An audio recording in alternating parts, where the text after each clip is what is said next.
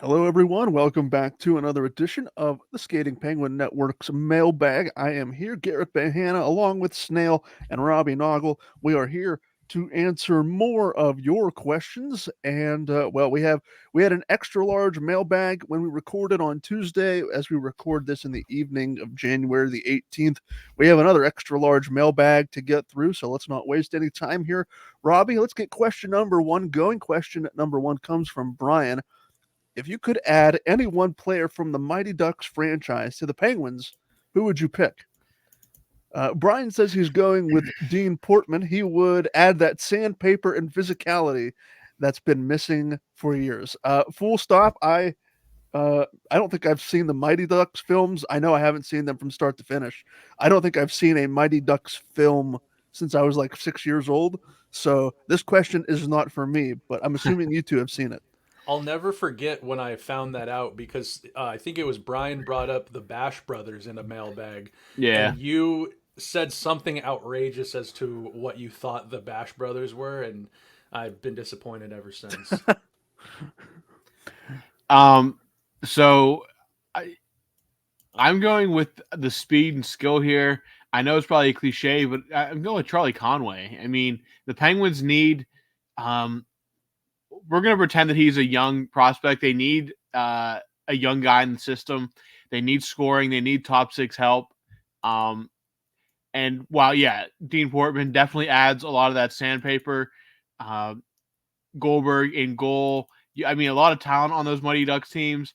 But I'm going with the tried and true Charlie Conway. I mean, the dude is a franchise cornerstone waiting to happen. He is a fictionalized Connor Bedard, obviously. And um, having grown up on the Mighty Ducks, I actually have a Mighty Ducks hat with the old colors, like the colors, the Paul Kariya colors.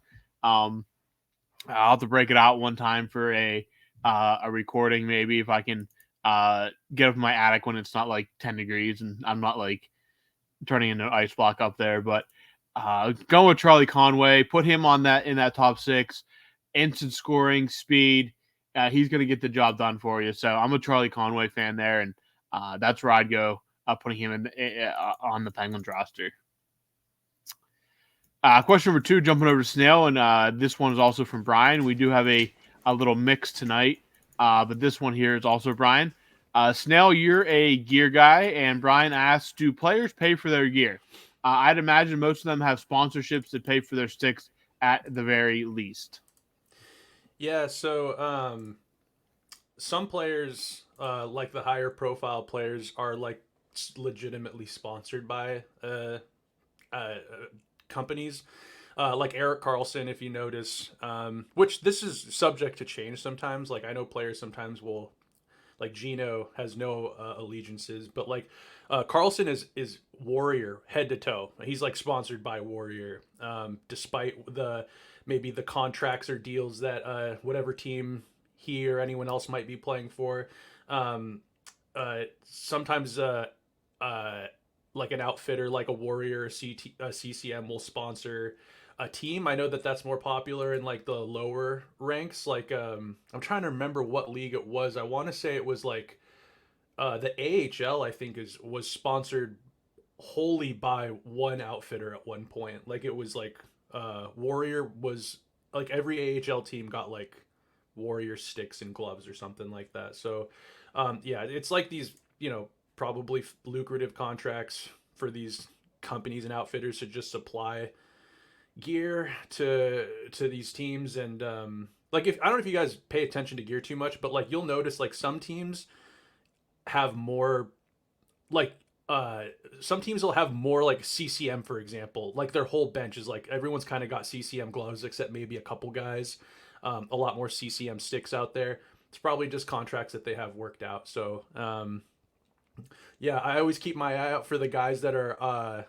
We talked about Rust at the beginning of the season. Like I think Rust must have had a contract with True, because until he ditched it eventually, but it looked like Rust was getting True gloves, True sticks.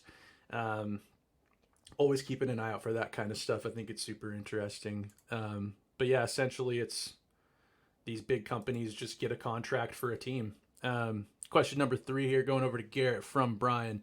He asks if Blomqvist becomes the guy when the Jari contract is near its end. What do you think happens to Sergei Murashov? Do you think they'll trade him for a team? Trade him? Do you think they'll trade him for team needs or utilize him as a Ullmark Swayman tandem? I like this question because we're getting really far out in terms of prospect talk, and I'm not. I've made it known on podcasts before that I am not a prospect reporter or anything of the sort. Prospects are not really my wheelhouse. However, I do know that the Penguins have some decent goaltenders in their farm system. Brian mentions both Blomqvist and Sergei Murashov. Murashov was drafted in 2022, I believe. That was a Ron Hextall draft pick, and it was rare. I remember it was rare when it happened because the Penguins hadn't really selected uh, really any Russian prospect since I think of Evgeny Malkin before that pick. Anyone that I can remember, at least. But here's where the issue lies. So Murashov is 19 years old. He remains unsigned. The Penguins still have his rights, but he is not signed to any sort of entry level contract. He is flipping around back and forth between the KHL and the MHL, which is Russia's junior league. But here's why things are interesting when it comes to Murashov. In 2023-24, in let's see, 22 MHL games. Again, this is the junior league for Russian players. Murashov has a 1.98 goals against and a 930 save percentage with 4 shutouts and an 18-3-1 record.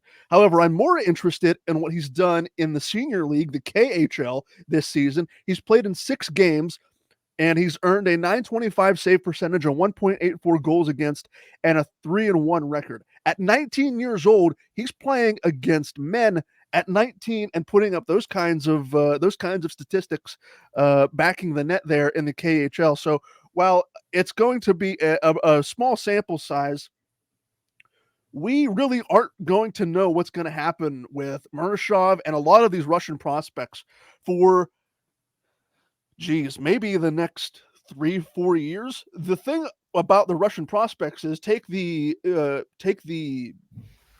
Ukraine invasion out of it. Even if you take the invasion and the geopolitical nature of drafting Russian prospects in this day and age, it's become increasingly difficult for Russian players to get out of their contracts and come over to play on North American ice for the NHL teams that have drafted them. So the good thing for the Penguins is if by chance Sergei Murashov does get a chance to get out of a KHL contract in the future, the Penguins will retain his rights for, I believe, an indefinite period of time. I don't believe his rights expire like they do with other junior teams in Canada. So if the Penguins have to play the long game, perhaps 3, 4, 5 seasons from now until Murashov can get over here, and at that point, let's assume that he's blossomed into something something good, something worthwhile, something worth watching. I think the Penguins are going to play. The Penguins are going to play the best goaltender. It might end up being where Tristan Jarry goes into the Marc-Andre Fleury role at that point, and a Blomqvist or a Murashov, whoever emerges from that prospect cupboard as a real viable NHL starting caliber goalie may become the young cheap option, whereas Jarry may be pushed aside, may be traded for, as Brian mentions, team needs or something of the sort.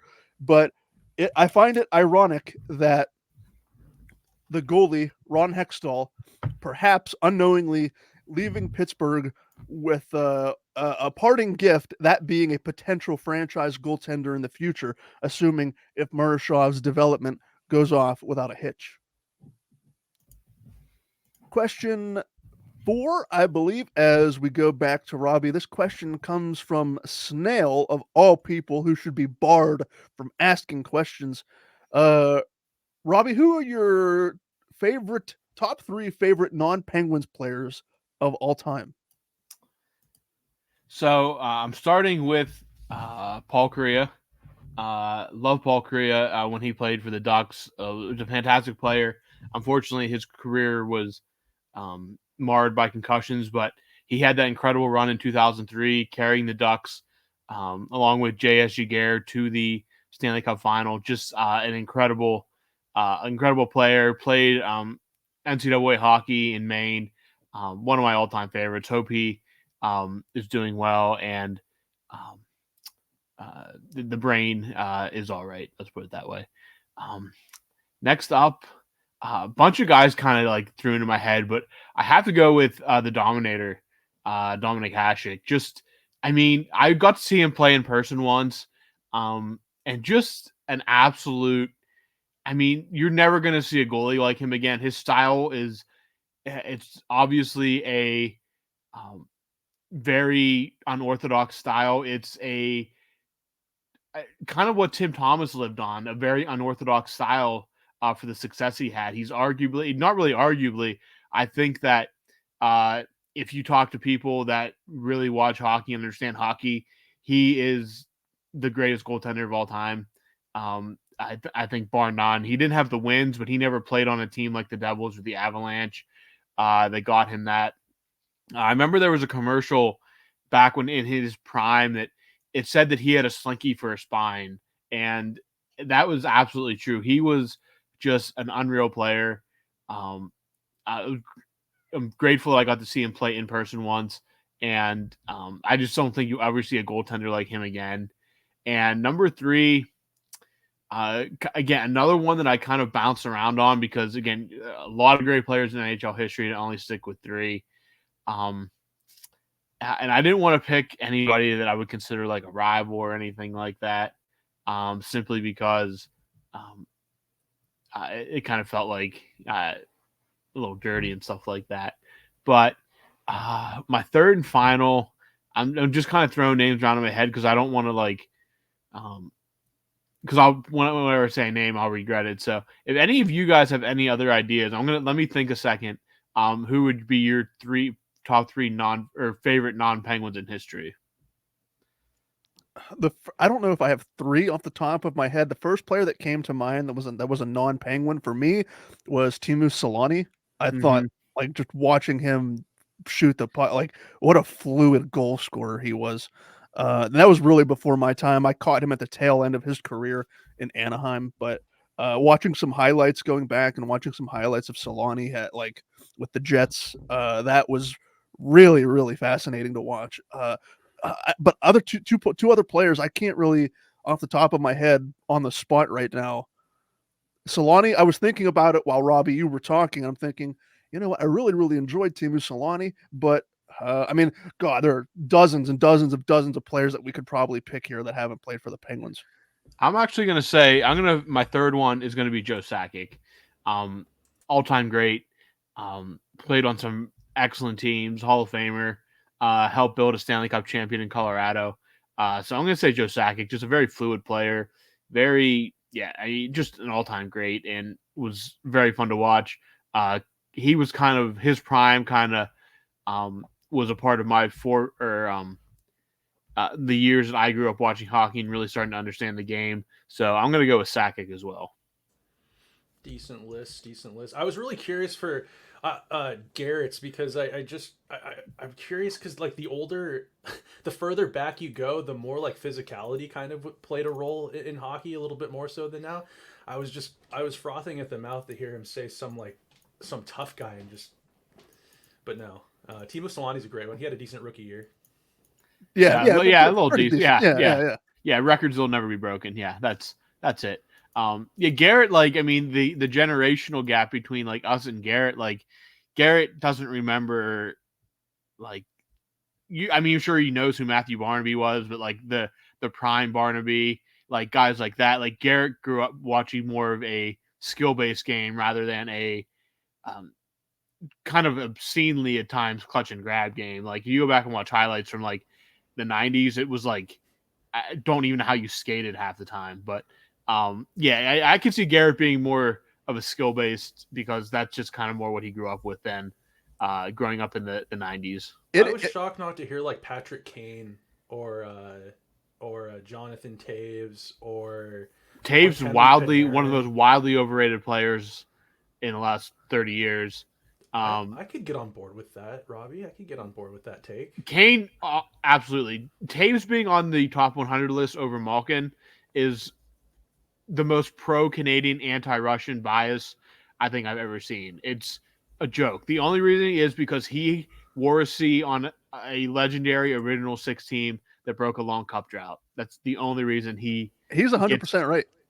Yeah, I completely agree with Robbie. I mean, if you if you want to get more recent players, I'll say Alex Ovechkin. Alex Ovechkin, I have no problem all-time great. Yeah, as a Penguins fan saying he is the greatest goal scorer that will probably ever walk the face of the earth, and there will never be another one as good as him. I So don't know. Austin Matthews might have a case for being the next like dude who could potentially even sniff around breaking that goal scoring record. How do you feel about Matthews, Garrett? He's uh, right up your alley. I don't have a problem with Austin Matthews. I feel bad for him because I think he's what 26. He might be a year older than me, and playing in Toronto.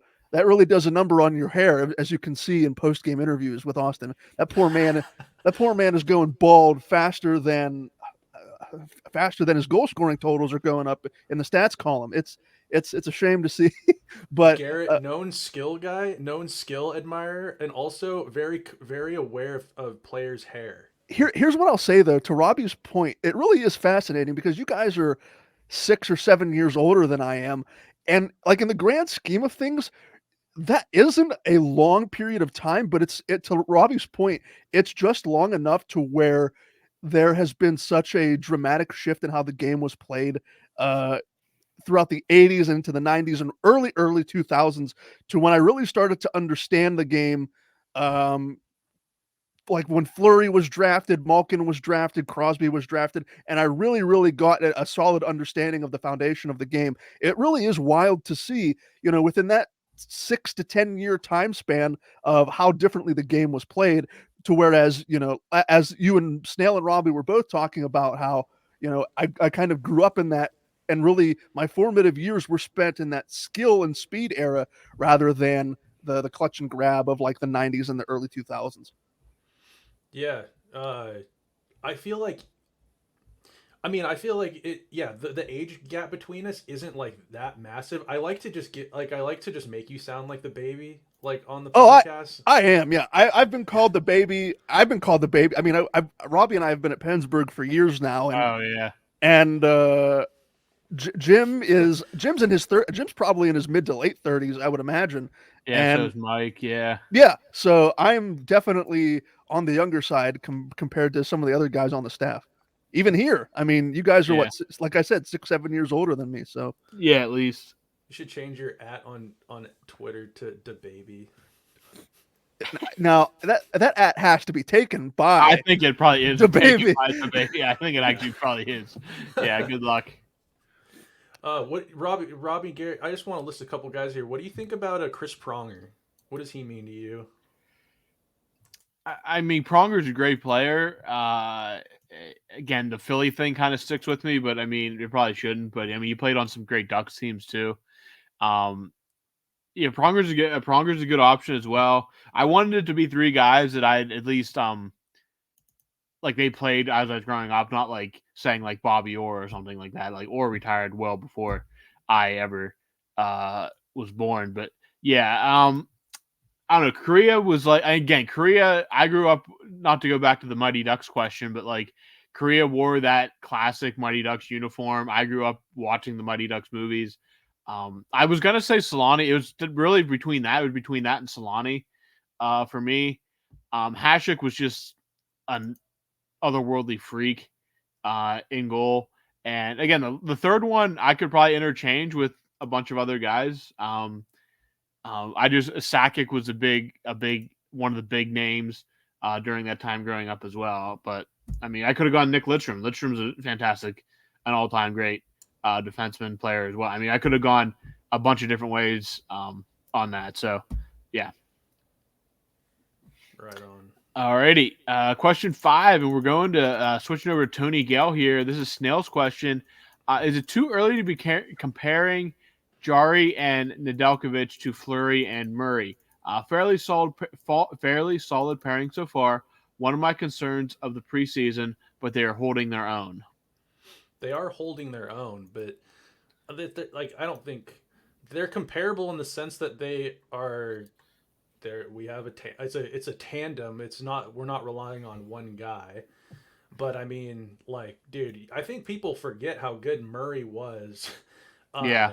yeah, let's just like 2016 and 17. In the regular season, Murray had 32 wins and 10 losses, and 241 goals against. And then that same year, where Marc Andre Fleury was the backup, he had 18 wins and 10 losses with a 302 save percentage. So it's like they were. I mean, the team in front of them was a lot more, I would say, dialed in than the team right now. But I mean, they were like truly great. Like they were a tandem that was closer to what's going on in Boston with Swayman and Olmark. It's they're a decent tandem, but they're not like. I mean, Fleury's a Hall of Famer. Murray, unfortunately, I mean, we all kind of saw what happened to his career, and it's really unfortunate because, I mean, to come into the league and in your rookie year have 2 cups under your belt, I mean, you never know. He could get it back on track. We hope. I hope for his sake. You know, you don't want it to be a flash in the pan for a guy like him, and injuries have really decimated his career. But yeah, I wouldn't compare them. I could just by looking at your face, Robbie, and what I am. I don't know what Garrett's thinking. I can't see his face, but Robbie, you wouldn't compare it. It's not the same. No, I mean, again, you're going from Fleury again was an all-time legend in Pittsburgh. Like you're replacing, not take the Hall of Fame aspect out of it, one of the most beloved athletes in Pittsburgh sports history altogether. That's encompassing all sports. Nedeljkovic, not a rookie. Matt Murray came out of nowhere, not really nowhere. He was well known. Like there were high prospects for him coming up, but one, they got to win back-to-back cups if they want this comparison. Fleury, yeah, it's not quite the same. It's just two goalies playing really well. Neither, and like back in the Murray Fleury days, like Murray had basically established himself as a starter at after that first cup. That next season, he pretty much established himself as the number one guy, whereas neither of these guys really has. Yeah, I need to see it in the playoffs too. I mean, those guys were lights out in the playoffs those 2 years. So, yeah, I mean, great pairing, would not put them on the same even atmosphere as what Murray and Fleury were in Pittsburgh. Not even sniffing the same air as them. So yeah, I hope that answers your question, Tony. Question 6 coming from our good friend Edward Beckham. He asked Garrett, "What are your thoughts on the Kraken game-changing times? It suits him. It suits our pal Edward fine because it's a 6 p.m. game over in the UK across the pond." So yeah, and Tony Gale, I believe, is across the pond over in England as well. So two Englishmen asking some questions here. That was honestly one of the first things I thought about because I do feel bad for Penguins fans who live in England or Australia who, if they're not in North America and they want to watch these games, like in England, it's a 5-hour time difference from the East Coast. So a 7 p.m. start time on the East is what, midnight in England? So just to watch one of your favorite teams, that has to be like, that's some real dedication. That is some real dedication to want to watch those teams play at the graveyard shift, I guess I'll call it. But yeah, the crazy snow in Buffalo basically indirectly or directly altered the Penguins' plans because I think the Kraken were playing the very next night, and the Penguins and the NHL decided to push the game up to 1 o'clock, so the game would be over by 4. The Kraken could get out of Pittsburgh, and they could go on to their next game. But yeah, that was one of the first things I thought of when the game switched times was, well, everyone overseas that likes to watch the Penguins in Finland, Sweden, England, all of those countries across the pond, yeah, they should be able to finally get a game at a decent time.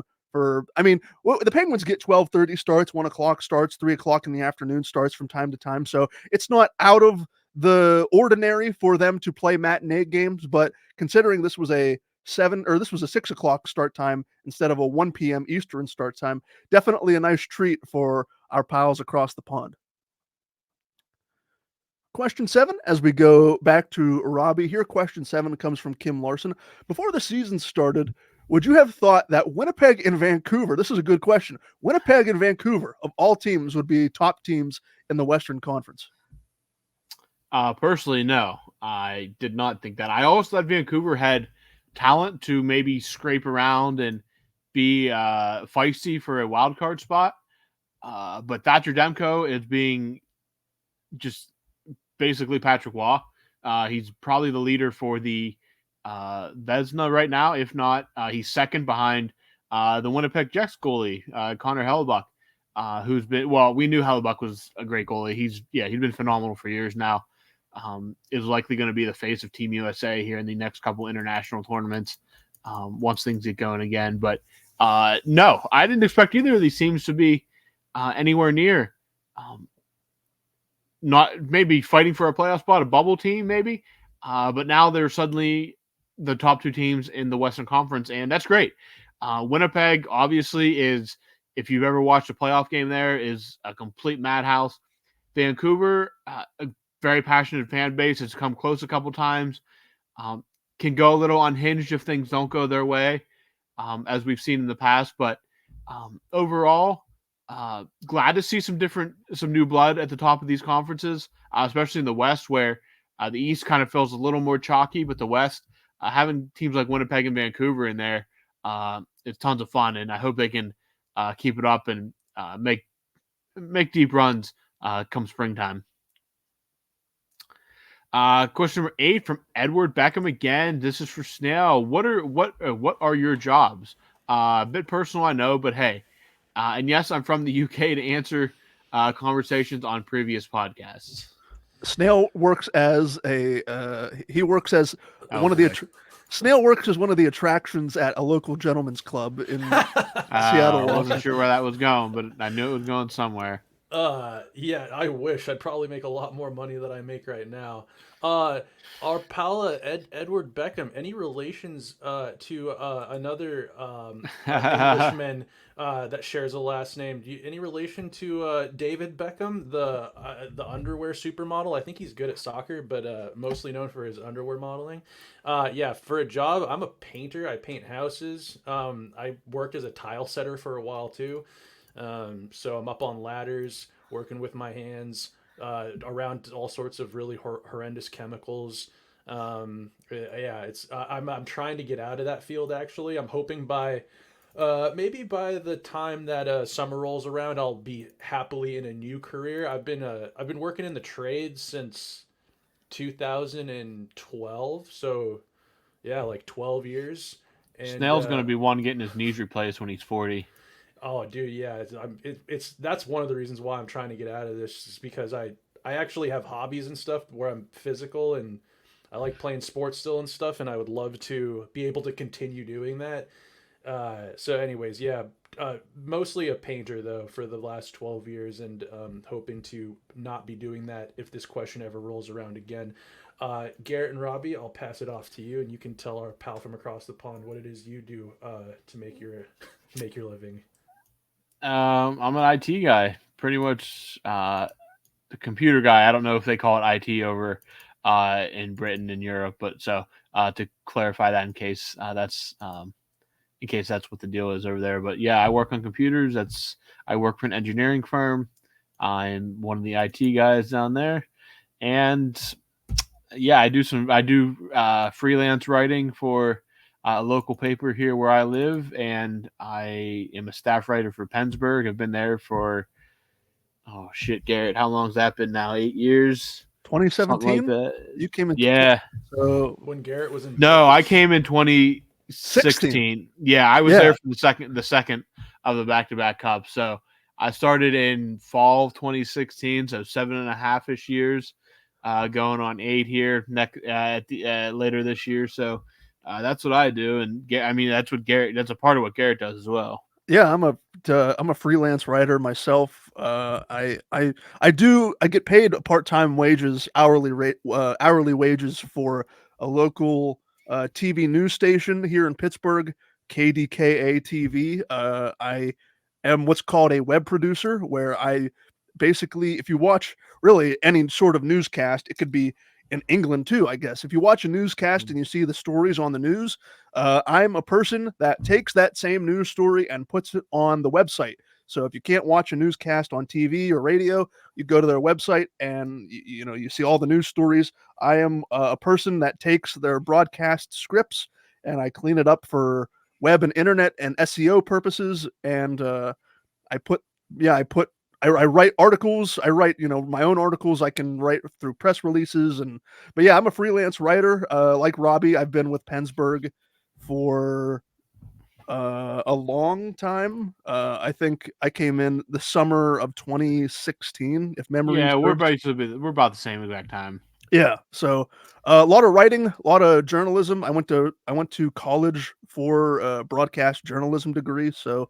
I've parlayed that into or basically a writing career. It's incredibly interesting, and it barely pays the bills. Let me tell you. Fair. I mean, it's not lying. It's not lying. It's the dead You're not honest alone, truth. Garrett. All right, shall we move on? Yes. You don't want to tell Garrett. You don't want to tell him about your other job. Other jobs, sir?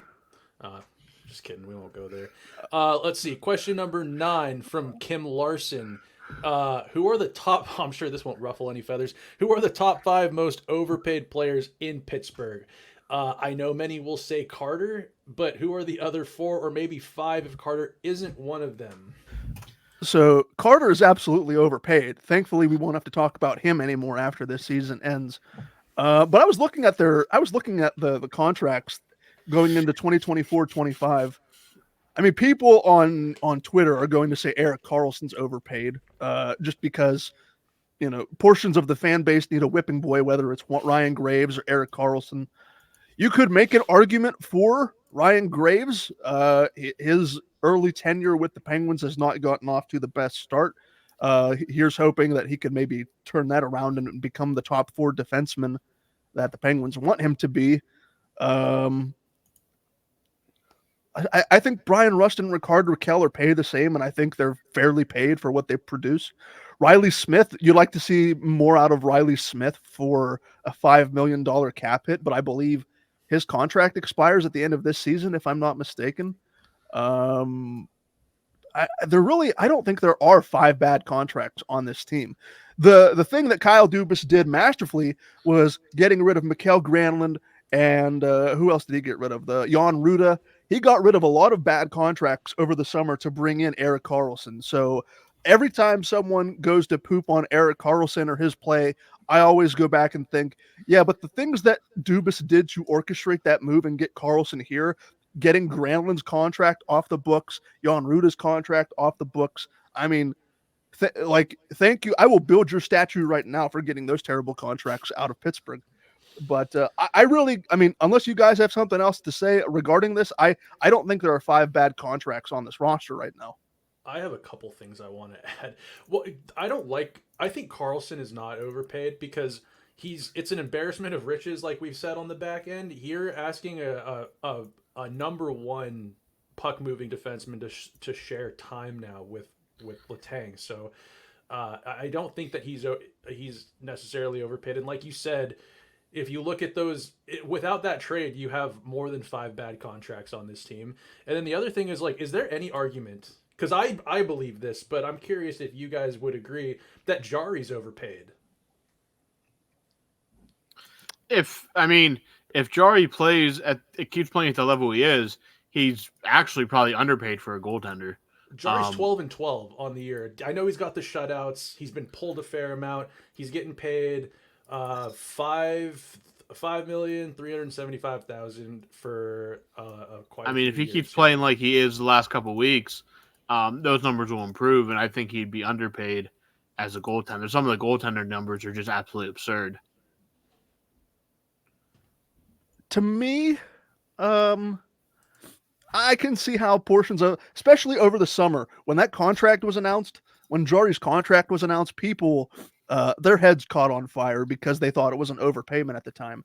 as the cap continues to go up, I think it's going to look more and more like a bargain. Yeah, I'm not here to defend Jari because he absolutely has mental lapses from time to time. But to Robbie's point, the last couple of weeks, this goalie tandem, Ned and Jari, has been playing lights out and keeping the Penguins in games that they may or may not deserve to win half the time. So, yeah, you're definitely going to take the good with the bad. There is quite a bit of inconsistency, and there has been in Jari's game really throughout his professional career. But I think if you look at it more often than not, the good is going to outweigh the bad. Alrighty. With that, we will move on to question 10 from Kim Larson. We'll go back to Robbie here. Robbie, Jaromir Jagr's jersey retirement is fast approaching. Do you think Lemieux will make a return to PPG Paints Arena and attend the ceremonies when Jaromir Jagr's number is retired? Would be utterly shocked if he does not show up. This has been something that he has pushed for years. Obviously, there was a lot of hoops to jump through, maybe some fences to still mend, but Mario has been not shy about making sure Jagr is properly honored in the city of Pittsburgh. And unless there's some kind of illness or something that would prevent him, I would be utterly stunned if he is not here, along with a lot of other big names in Penguins history that I'm sure are going to be on the docket to make an appearance at this. I could see a lot of guys from that era of Penguins hockey showing up for this. Maybe some surprises, maybe some expected. But Mario, I'd be okay with etching a nameplate for his seat wherever he's going to sit that night. I see no way that he's not in the arena for this. Question 11, again from Kim here. What coach or coaches are next in line to be sacked or fired? Could you see Toronto firing their coach? No, I don't see Toronto firing their coach. I mean, I don't really necessarily think that a lot of their woes are his fault. I mean, they have like 60% of their cap tied up in a few whiny stars who aren't very detail oriented in their games. He's only working with so much depth to kind of shore up their defense is not good. They have one good defenseman. Also, Toronto doesn't seem to they had opportunities to move off of some of that core, like their big whatever, their Matthews, Nylander, Marner, and then they signed like Tavares. Like they've had opportunities to move off from them and they don't. I think that Shanahan and MLSE are quite patient. They're making money hand over fist anyways. I don't think they're in any rush to make a ton of moves. So I don't see them sacking Sheldon Keefe. As far as who's next in line to be fired, there were at times this year I was thinking maybe Sullivan would be the guy to get sacked, but I don't believe that's the case anymore. We've seen a fair amount of firings, like have we not this year? Like we already forget Jay Woodcroft was let go early in the season for the Edmonton Oilers' historic skid. They've gotten it back on the rails under Chris Knobloch.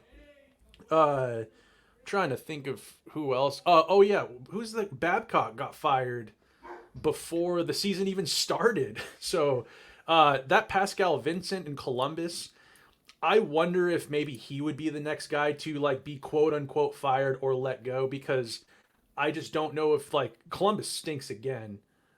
You just never really know if is this to the direction that they really want to go as far as like with a coach. I could see him maybe being let go. That's the name that came to mind right away was Pascal Vincent. I think that will be a postseason firing, just because he's going to caretake them through the rest of the season. Another name I could see, I don't know if it'll happen, but up there in the Pacific Northwest, Dave Haxtell. That team's kind of flatlined after last year. Those are two that kind of stick out to me more than anything. I'd like to see that Dan Bylsma get back into the league. Is he still in Coachella? Yeah. Is he? Okay. They're a good team. They went to the Calder Cup last year. So yeah, I knew that. I didn't know if he went anywhere, maybe an assistant job somewhere, but Yeah, he might get another shot. Pittsburgh West, baby. Yeah. All right. Let's move on here to question number 12 from Kim Larson. Sorry I didn't hear your request for my hot dog topping. I like ketchup, Dijon, and French mustard. I don't know what that is. Remoulade, Danish relish, Remoulade. roasted and raw onions, soy sauce, and pickles. I also That's a like a lot of simple hot dog. toppings. I also like a simple hot dog just with French dressing. Maybe it's also a Danish thing. So I have no idea what some of this stuff is. I've heard of remoulade. I haven't used it on anything, but I've definitely heard of it. But like, let's continue the hot dog discussion from last week. Robbie, I don't think you were here for that one last week. Were you here for both episodes last week? was. No, I missed one last week. That's what I thought. Yeah, that was the one. Snail, that was the one that you and I did. I think it was last Monday, I think. Anyway, we got on a conversation talking about hot dog toppings, and I think Brian recently brought up the mustard discussion. What did Kim say? Ketchup. I like ketchup on my hot dogs. I like Dijon and French mustard as well. I love raw onions on burgers, hot dogs. I could eat raw onions just by themselves. French dressing. What is? I don't know if that means like French dressing, like we think of French dressing. Yeah, that's what I'm. Because I like French dressing to a point.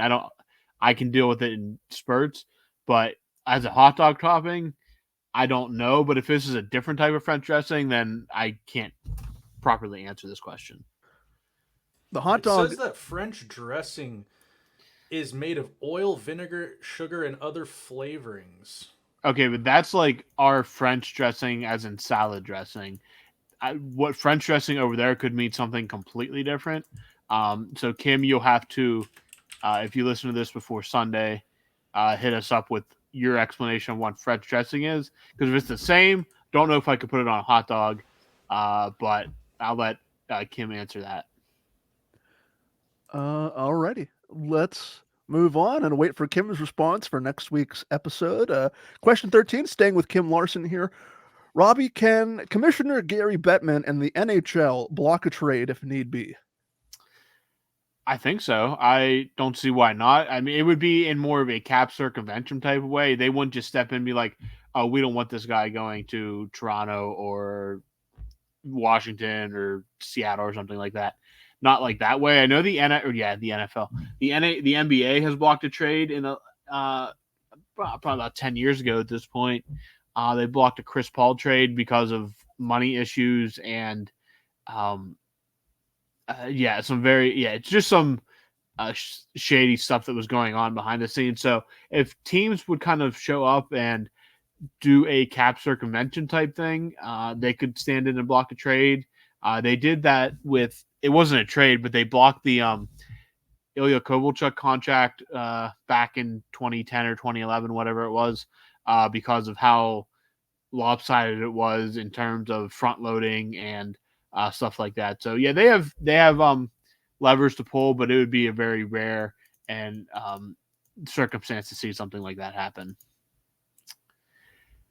14, Kim again. Do you think Toronto has overpaid William Nylander to get the deal over the line, or is it a good deal for both parties? Yeah, they overpaid Nylander. I would have. You think so? You think they overpaid Nylander? This is a consensus, right? Like everyone believes this. I think, honestly, I think he is. Yeah, I think he's going to be fairly paid for his production. Oh my God! We center everything through the lens of Crosby and Malkin, who are drastically underpaid. So just keep that in mind when these topics come up. We Penguins fans tend to center everything around what Crosby, the pay cut Crosby's taking all these years. That seeing a guy actually earn his worth or get his worth might seem like an overpay. Dude, yeah. I mean, I get that. I can understand that for sure. I can sympathize with that. But, like, I don't look at Sid and G. Like, dude, no one does what Sid does and, like, taking less. Like, it was him and then Boston, Bergeron, and those guys, they do that. But I was looking at comparables. Like, dude, this guy, he's, like, his demeanor on the ice drives me nuts. He's so disengaged at times. He doesn't like the physicality. He's a right winger. I get that Pasternak is kind of his comparable right now. Pasternak is way more consistent, and that he's not David Pasternak. He's not Elias Pettersson, who's going to get paid this offseason as well. Pettersson's a center. He's on the first line. I just don't. I don't think that he. I don't think he's an $11.5 million player. I could see, and I get it. Like, there's everyone loves to factor in like taxes and all that stuff. I think from what I understand that he'll be making roughly like $9.5 million or something like that, and he's going to be essentially like netting $9 million off of this contract. That is what I would agree with that every day of the week. Like, he's a $9 million player. I just think putting the $11 million tag on him is like, I just don't like it, that wouldn't fly if I was GM at all. Even with the future increases in salary cap, the cap's going to go up exponentially. I would imagine it's going to take exponential jumps over the next 3 to 5 seasons. Like, even with the salary cap rising, you would still poo-poo that contract? No, I wouldn't. No, in 5 years, I wouldn't want him making 11. I Really? wouldn't want him making over 11 million. No, You think his play is going to fall off that drastically? it already is. You think so? They're I mean, already rioting in Toronto because he inked the contract and he's become a ghost. He's not playing with the same tenacity that he was at the beginning of the year. They're already up in arms about it, and I knew that would happen because that's just cut from the same cloth as his dad, Michael Nylander. I get it; it's a business. I understand. I want players to get paid too. Like, if I were in the NHL and I was soft and not a leader and lazy at times, if I could get $11.5 million, I would do everything I could to get that money. But like, no, I think he's overpaid. So a player who scored 34 goals and 80 points in 21-22, a 40 goal scorer last year in 82 games with 87 points, and right now he's already over 20 goals, 36 points, 57. He has 57 points in 42 games this year. Like, how could Toronto? Like, what are Toronto fans expecting? Like, are they expecting 150-point performances out of Nylander with this contract? I mean, come on now. I mean, probably expecting better play than what he's been doing in the last 12 games or 10 games. I mean, granted, I'm just looking at box score stats right here, goals and assists. I don't watch the Maple Leafs religiously, but I just don't understand how you look at his production over the last 3 seasons and you think he's not worth a double digit contract in today's NHL. Garrett, I remember a time when a right winger who scored 30 or 40 a year and got 60 to 80 points cost you $8.5 million. $8 million. I mean, times change and the cap increases. That's exactly what's happening. The cap has been in the gutter for so long, and it's starting to trickle up. It's not like jumping up. And what about filling out the rest of your roster? Like, if we're putting if we're in the shoes of the Toronto Maple Leafs, Austin's making 13 million. Marner's almost 11 million. Tavares like 11 million or whatever, and now Neil. Dude, you have one solid defenseman making practically shekels compared to these guys. How are you supposed to fill out a competent roster? You've got all your money in 2 lines, and look at their goaltending. Like, they probably wish they had 2 nickels to rub together right now to pay for a goaltender, and they're giving $11.5 million to William Nylander. I mean, John Tavares' contract is going to come off the books after next season? That's $11 million cap. So right there, you have at least $11 million if you don't want to re-sign John Tavares, or you bring him back at a discounted rate compared to when he signed that contract in his prime. I mean, Robbie, you've been silent here. I think you have to be the mediator here. What are your thoughts to before Snail and I start throwing fists at one another? I mean, Toronto. I mean, can you let him walk for nothing? I mean, again, we're talking about, when you talk about Toronto fans not being happy, but you're dealing with maybe the most unhinged group of sporting individuals in North America. I mean, they believe that the world revolves around them, that their shit don't stink, stuff like that. You actually have Marner's and Tavares' money coming off the books next year. Not saying You think Marner Marner's going to want less? No, I mean Marner will. I mean he's not going to want less than the 10.9 he's getting right now. Let's put it that way. I mean I don't know what you do. I mean Morgan Riley's on the books for a long time now. You do have T.J. Brody coming off after this year. That's $5 million. That's really the only UFA defenseman they have. Obviously, the goaltending situation is, a thing. For some reason they signed Ryan Reeves to a 3-year contract. That's definitely a decision. Whatever your thoughts on Reeves is, that's still at this point in his career, a very interesting. Wasn't he like 36 when he signed it too? It's a 35 plus deal, so he's at least 35. Now they do have some salary relief from like Muzzin and Klingberg and stuff. Now Klingberg, that money all comes off the book next year and stuff. But I mean, you have Austin Matthews, Mitch Marner, you have Austin Matthews and William Nylander under contract for a very long time. Now Max Domi and Tyler Bertuzzi come off the books. That's $8 million there. But again, you need guys like that on your team, and I doubt that Tyler Bertuzzi is going to come cheap again next year. And Max Domi, who knows what that situation is? But I mean, if you want to keep your talent, not everybody is going to be like Pittsburgh and take the hometown discount. He's making almost $7 million this year, so he'll add only $4.5 million on to the cap next year with what he's making. But I mean, if you want to keep the talent, you're going to have to pay up. And Toronto, they know that Toronto is a destination. Toronto's going to be willing to spend to the max, and that's how it's going to be. Their fans, I don't really take too much into what their fans say because, like I said, they're the most unhinged group of individuals in North America. I'll say that's why Nylander deserves all that money, because he has to put up with not only the fan base but the local media who, if getting their way, they're going to craft narratives that are going to force a lot of those players out of Toronto to begin with. But he's absolutely going to reset. He's never going to pay for a meal and get in his life in Toronto. Well, he doesn't have to worry about paying for much based on how much money he's getting. What about like Mikko Rantanen? Like Mikko Rantanen, like McKinnon makes dumb money. He's deserved money, very much deserved money. Mikko Rantanen signed for $9.25. Here's what I will say: McDavid's making 12.5. Leon Draisaitl's making 8.5. If I had a choice, I would give 11.5 to Leon Draisaitl and 8.5 to William Nylander. I like that. I like that a lot. Yeah, Leon Draisaitl severely. I mean, that one. Who was that donkey GM in Edmonton? What was his name? Ken Holland. No, he's in the one before him. Oh, Peter Chiarelli. Chiarelli gave him that contract, and out of all the horrible contracts he gave out, what a steal Leon Draisaitl is on that one.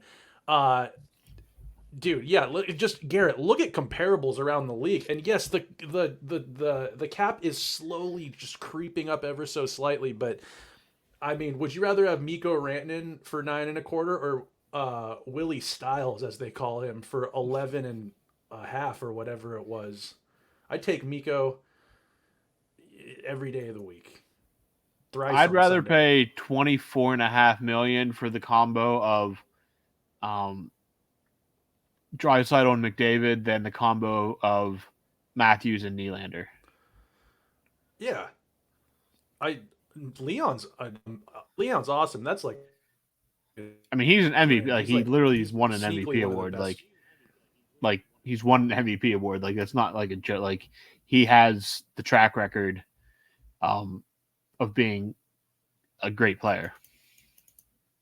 I did not think this conversation would get as heated as it did, but we have a couple more questions left. So, Snail, I think question 15 is for me.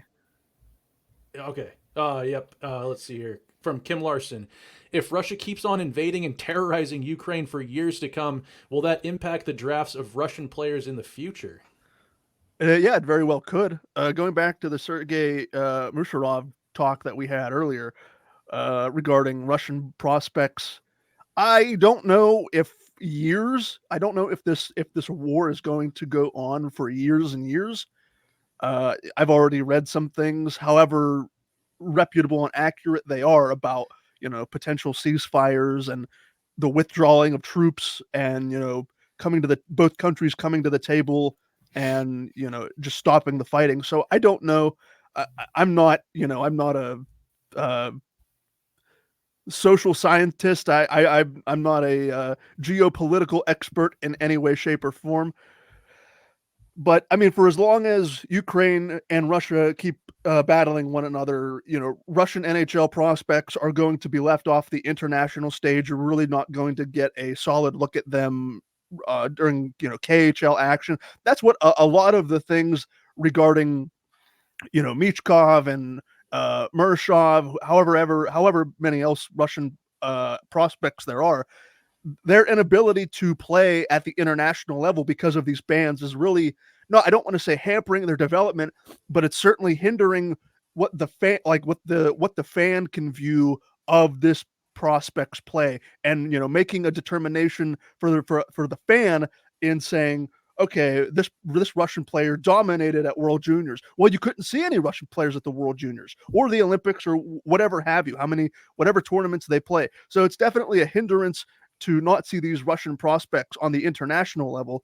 But again, going back to the geopolitical nature of the war, I don't know how long it's going to rage on. But, I think NHL teams over the last couple of years have definitely been less inclined to take Russian players because they just don't know what the future will hold for that country and the development of those hockey players. Question 16, the final question. Well, we're still talking about William Nylander here. Question 16, Robbie, comes from Kim Larson. If Nylander can get $11.5 million a year, what do you think Jake Guentzel will ask for in the offseason, and what do you think Jake Guentzel is worth? So I think, again, Kyle Dubas said they're going to meet with Guentzel and his representatives after the All-Star break. I think Guentzel's going to start at 9, especially with the kind of market resetting done by William Nylander. I think Guentzel's going to start at 9. The Penguins aren't going to pay 9. If he's coming back to Pittsburgh, I see that deal being $775, $8 million over the course of. Now maybe they give him 5 years instead of 4 years to spread out that cap hit a little bit, or even 6 years. Because again, the ending years of these contracts don't mean anything. People need to just put that out of there. These things don't mean anything whatsoever in terms of how they get the contracts done, because the Penguins, the whole side of the business is, we're going to be bad in that time. We can trade, we can do whatever. None of that's going to matter. So don't freak out when you see maybe a 6-year deal for Guentzel for around, if they can spread it out to 6 years for 7.5, I'd be happy. Or 5 years at 8 is where I'd be completely happy. I think he's going to, obviously, a good negotiator, a good agent would come in with a high number. Even if he comes in with 10, I think everybody knows, Dubas and Guentzel's camp know that number's not happening in Pittsburgh whatsoever. On the market, he could probably easily get 9.5, 10. I don't doubt that one bit. This is a guy that scored 40 goals multiple times. Those guys don't grow on trees. The Penguins, I do believe, at the end of the day, do re-sign him somewhere in the ballpark of 5 to 6 years for somewhere between $40 and $42 million. Robbie, let's chat about this a little bit more here. So would you let Guentzel walk if he wanted $9 million? Because I think Jake is deserving of $9 million. I think that if that's what he wants, I think Dubas should sign the check and seal it with a kiss. Man, $9 million's a lot. You guys, William Nylander gets 11.5, and Garrett's like, well, the cap's going up. It is going to keep going up.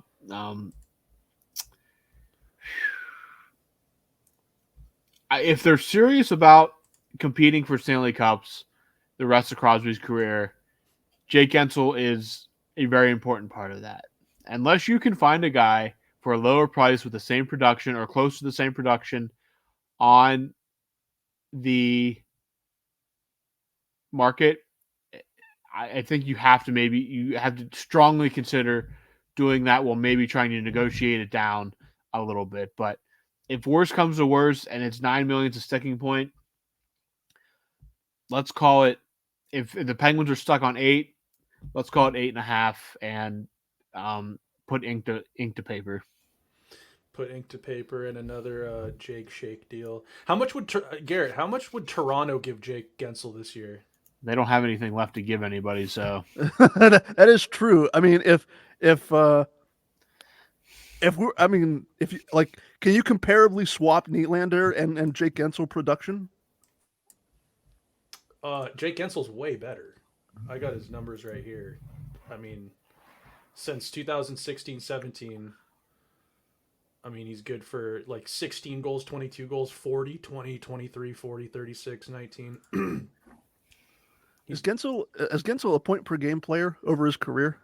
Let's see. Game played, probably not over his 495 points, 460. So just a little shot. Little under. And Nylander is 480. You know what he does do is he performs in the playoffs, unlike the majority of that Leafs roster. Well, you know, that's a conversation that I can agree with, because the Leafs are famously notorious outside of last season for getting eliminated in the first round. 58 games played in the playoffs, 58 points in the playoffs for Jake Guentzel. I mean, Toronto would give him $19 million. 19 Not million. a penny less. They just give him a $10 million raise on top of the $9 million we were already discussing. I love firing shots at Toronto.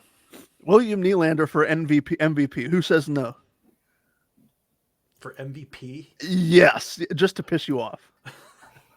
I'm gonna come through this camera right now and over the top turnbuckle. He doesn't have his on, so you can't come after him. I'm like John Cena. You can't see me. You can't see what I'm doing right now. That's right.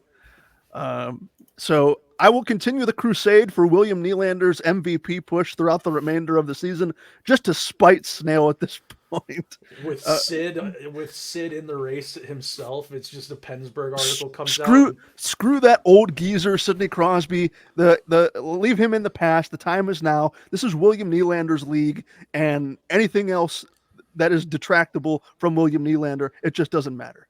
You know, there's probably some crony nerd out there with an analytical just hard on that would make some sort of point that some stat proves that William Nylander's better than Sidney Crosby. There's probably is some stat out there, but I have seen some. It's you.